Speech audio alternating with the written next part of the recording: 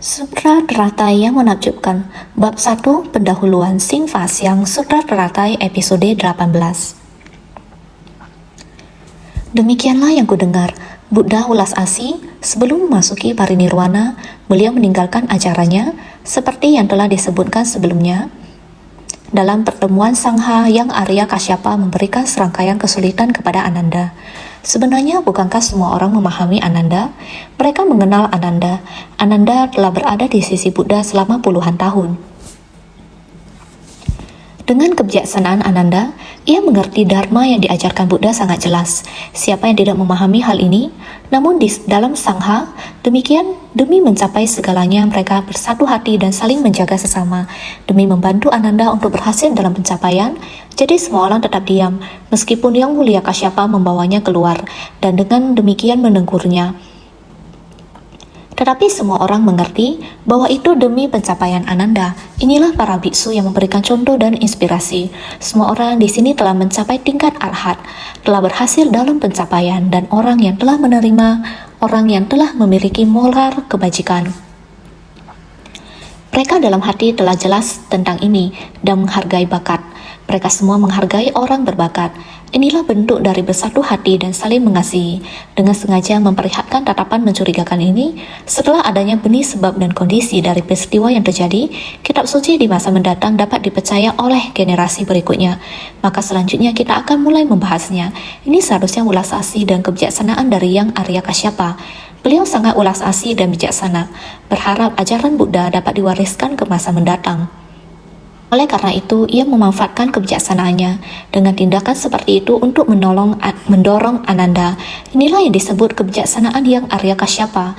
Karena itulah Dharma yang menakjubkan dapat diwariskan turun-temurun hingga kemudian muncul kalimat, sebagaimana yang kudengar Ananda pun sama.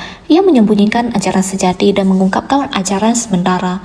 Sebenarnya ia sudah sangat memahami semuanya. Ia juga menunjukkan bahwa demi mengikuti Buddha dan menjadi muridnya, ada banyak hal yang harus ia tangani. Karena itu, ia masih menyisakan sedikit kebiasaan buruk, belum sepenuhnya menuntaskan kerisauan. Sesungguhnya apa yang belum terkikis habis, sudah semuanya. Hakikat sejatinya sudah tampak dengan cemerlang, tetapi dia juga turut bekerjasama dengan yang lainnya. Ananda berarti dengan sungguh-sungguh. Dia menunjukkan bahwa saat hidup dipenuhi beragam pekerjaan, berbagai pemikiran dan tabiat buruk bisa muncul. Namun, asalkan kita mampu melepas, hakikat sejati akan tampak. Asalkan kita giat bersemangat, segala kebocoran batin dapat diakhiri dan segala kerisauan tuntas dibersihkan. Jadi, tiada lagi kebocoran. Kebocoran telah diakhiri. Ia telah memutuskan segala kerisauan. Tidak lagi kerisauan, dengan begitu memperoleh pencerahan. Kebenaran telah dipahami dengan sempurna. Kualitas luhur juga telah sempurna. Ananda tidak mengecewakan cinta kasih dari guru dan teman-temannya. Dia mencapai 3 pengetahuan dan 6 kekuatan batin.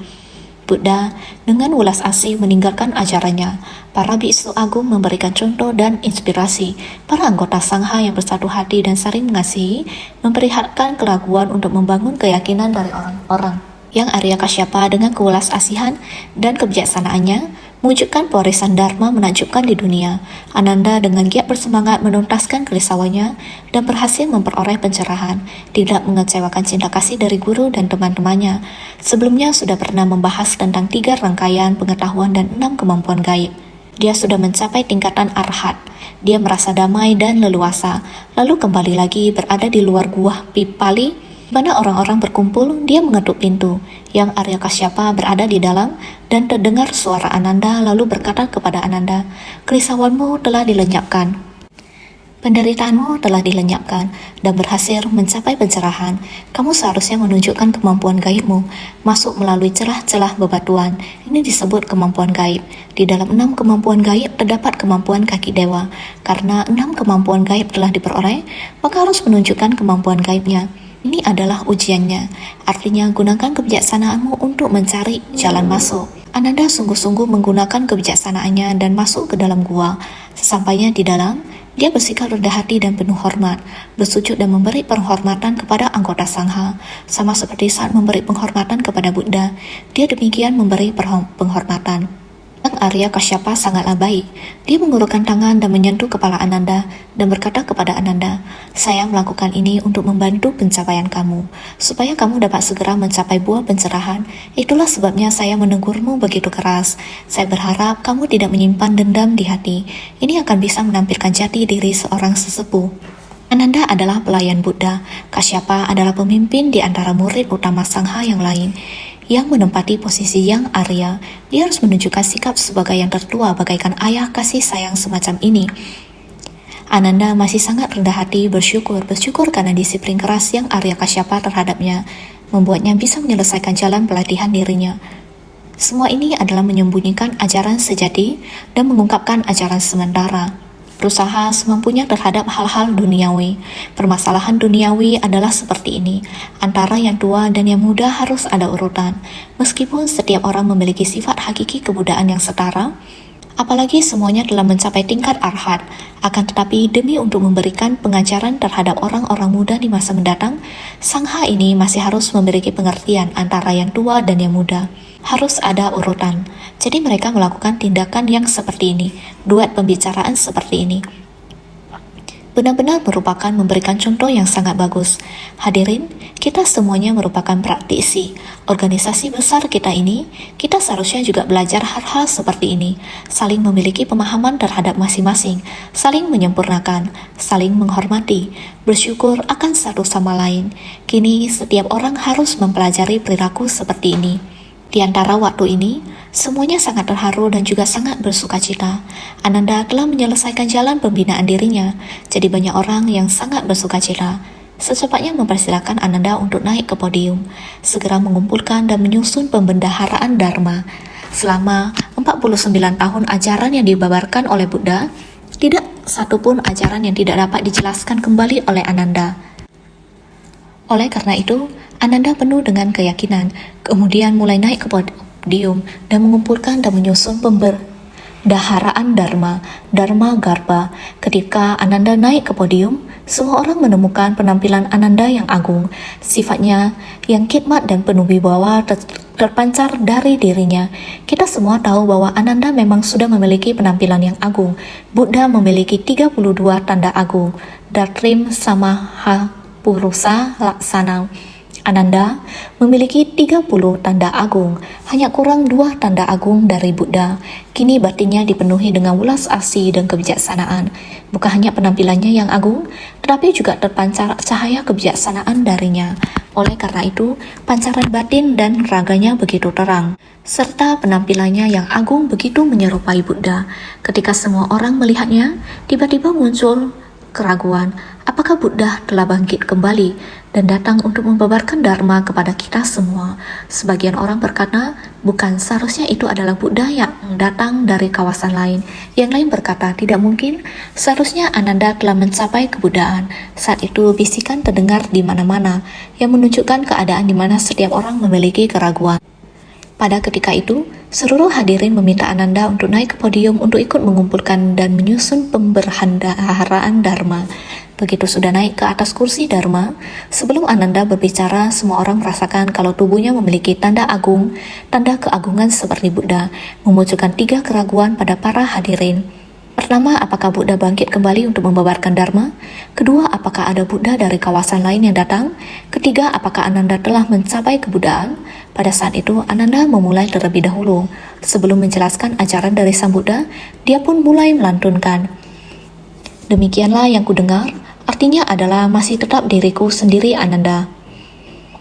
Bukan Buddha yang hidup kembali, bukan Sang Buddha muncul kembali di tempat ini, berbicara dengan semua orang.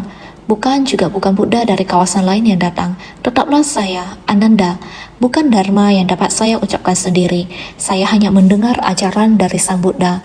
Oleh karena itu, inilah yang saya, Ananda, dengarkan. Apa yang didengarkan?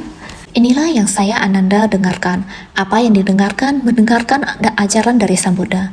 Oleh karena itu, dengan begini semua orang bisa menghilangkan keraguannya. Keraguan pun akan terhapus. Semua orang pun akan tahu, bukan Sang Buddha yang hidup kembali, bukan Buddha dari kawasan lain yang datang. Ya benar, sekarang Ananda akan mengulangi ajaran yang diajarkan dari Sang Buddha. Keraguan ini telah sepenuhnya lenyap. Ada satu hal lagi, seperti yang dikatakan Ananda, demikianlah yang kudengar, adalah juga demi meredakan perdebatan. Karena khawatir semua orang adalah saudara seperguruan, semua orang adalah murid Buddha. Jika Ananda berbicara tentang Dharma, takutnya orang akan mengkritiknya. Ini adalah kata yang dikatakan oleh Ananda. Pemahaman Ananda, saya belum tentu harus yakin. Oleh karena itu, Ananda lalu berkata, saya mendengar Buddha yang mengatakan demikian. Dengan demikian, perdebatan semua orang baru bisa mereda. Ini juga termasuk juga untuk menghapus keraguan orang banyak, lalu juga untuk meredakan perdebatan semua orang. Semua orang tidak akan mengatakan bahwa ini adalah perkataan Ananda. Jadi karena memang perkataan Buddha, maka orang-orang pun tidak bisa berkata-kata lagi. Semua orang tidak ada lagi yang perlu diperdebatkan. Seperti yang dikatakan semua orang harus berbuat bagaimana. Ada yang berkata, kenapa Anda berkata demikian? Saya rasa bukan seperti demikian. Seharusnya demikian, bukan ini adalah perkataan guru. Oh, perkataan guru. Jika demikian, kita harus melakukan sesuai perkataannya. Prinsip kebenaran sama. Ini adalah demi untuk meredakan perdebatan. Oleh karena itu, demikianlah yang kudengar. Dengan demikian, semua orang tidak lagi saling berdebat.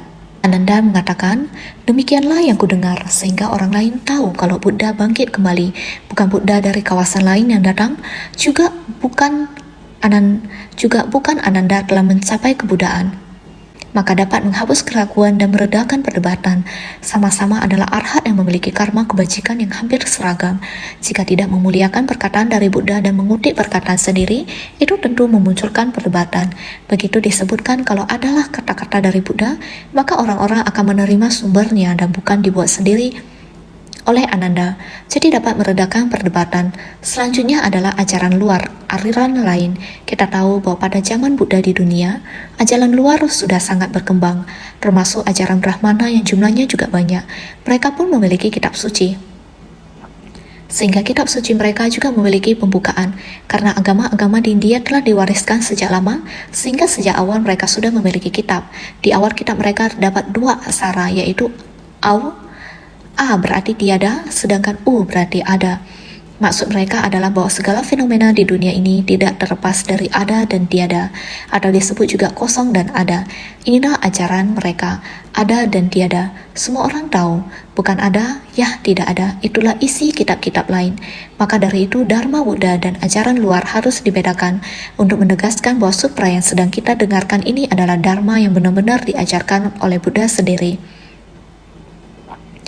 Karena itulah di awal sutra kita selalu terdapat kalimat, demikianlah yang saya dengar. Inilah yang membedakan dengan ajaran luar, sehingga disebut aliran non-Buddhis dan ajaran menyimpang. Berbeda dengan aliran non-Buddhis dan ajaran menyimpang, kitab dari aliran non-Buddhis diawali dengan A artinya ada, A artinya tiada, U artinya ada. Artinya sekalipun segala fenomena adalah berbeda-beda, tetapi tidak lepas dari ada dan tiada. Ditempatkan di awal kitab suci mereka adalah sebagai tanda keberuntungan. Sedangkan sutra Buddha tidak demikian. Itu sebabnya dikatakan berbeda dengan aliran non-Buddhis dan ajaran menyimpang.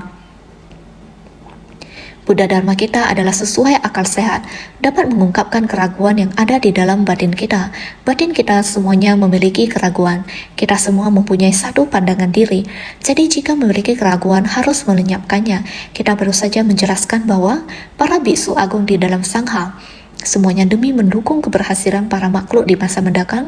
Jadi demikianlah yang saya dengar untuk diwariskan kepada generasi mendatang. Di dalam sangha ini, setiap orang memiliki batin yang sangat jernih, sangat jelas, sehingga mereka membiarkan Ananda menggunakan pembukaan ini untuk menghapus sebab musabab keraguan.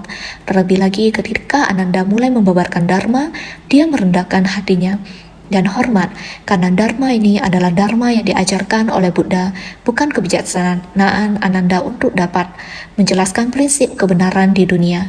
Buddha mencapai pencerahan di alam semesta, kebenaran sejati alam semesta keluar dari mulut Sang Buddha. Jadi sekarang saya menyampaikan ajaran yang berasal dari Buddha. Demikianlah yang saya dengar, saya ikuti, demikianlah yang disampaikan. Dengan demikian tidak akan timbul perdebatan, dan generasi selanjutnya pun dapat meyakini bahwa ini adalah ajaran yang benar-benar dibabarkan oleh Buddha. Ketika di tengah para biksu muncul keraguan, itu sesungguhnya untuk menegakkan keyakinan. agar orang di masa mendatang tahu bahwa sutra yang mereka dengar benar-benar berasal dari Buddha, bukan Ananda memalsukan, melainkan demikianlah yang Ananda dengar dan demikianlah dibebarkan. Dengan demikian semua pihak saling mendukung satu sama lain. Kasih ulas asih Buddha sangat besar. Ajaran terakhir beliau sebelum memasuki parinirwana sudah beliau sampaikan dengan jelas. Namun sebelum proses mengumpulkan dan menyusun, para biksu agung memberikan contoh dan inspirasi. Karena itu, para hadirin, kita semua benar-benar harus saling mendukung. Segala sebab dan kondisi tidak menyimpang sedikit pun. Kita harus senantiasa bersungguh hati.